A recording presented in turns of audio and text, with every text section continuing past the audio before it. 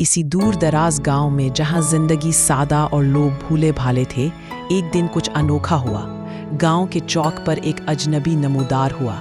इसके हाथ में एक लकड़ी की छड़ी, लिबास रंग बरंगा और बातें बस पूछो ही मत। वो खुद को कहता था बाबा कालीचरण। बाबा जी ने सबको यकीन दिलाया कि वो जादू से हर दुख दूर कर सकते हैं। कोई बीमार है, कोई गमगीन, कोई किस्मत खिलवाना चाहता है, बस बाबा जी के पास आ जाओ, तावीज लो और जिंदगी बदल दो।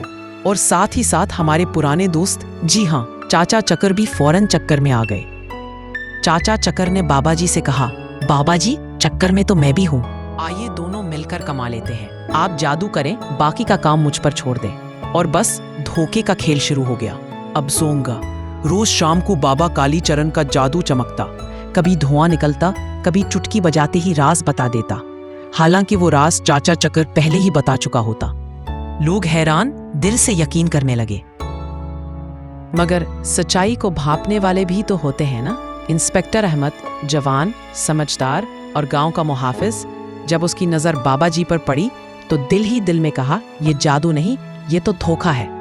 अहमद ने चुपके से एक बच्चे को भेजा। बच्चा बाबा जी से बीमारी का तावीज ले आया। अहमद ने वो तावीज चेक करवाया, लेकिन नतीजा कागज और राख बस। और आखिर में भी बात करना था चाचा चक्कर से। इंस्पेक्टर अहमद सख्त लहजे में, चाचा अब सच बताओ वरना कवानीन बताएगा। फौरन सब कुछ उगल बैठे। इंस्पेक्टर अहमद ने भेस बदलकर बाबा जी से कहा, बाबा जी बताएं मेरी जेब में क्या है। बाबा जी इधर उधर देखने लगे, अंदाजे मारने लगे। इंस्पेक्टर अहमद जोरदार आवाज में, यह है तुम्हारा जादू, ये जादू नहीं, फ्रॉड है। लोग हक्का बक्का रह गए।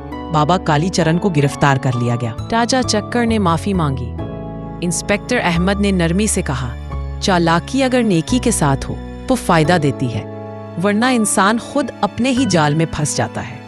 तो बच्चों याद रखो, हर चमकती चीज सोना नहीं होती। अंधा यकीन नुकसान देता है और सच्चाई हमेशा जीत जाती है। अगर आपको हमारी कहानी पसंद आई हो तो एक लाइक जरूर दें। और हाँ, ऐसी ही मजीद दिलचस्प कहानियाँ देखने के लिए हमारे चैनल उर्दू बड्स को सब्सक्राइब करना ना भूलें।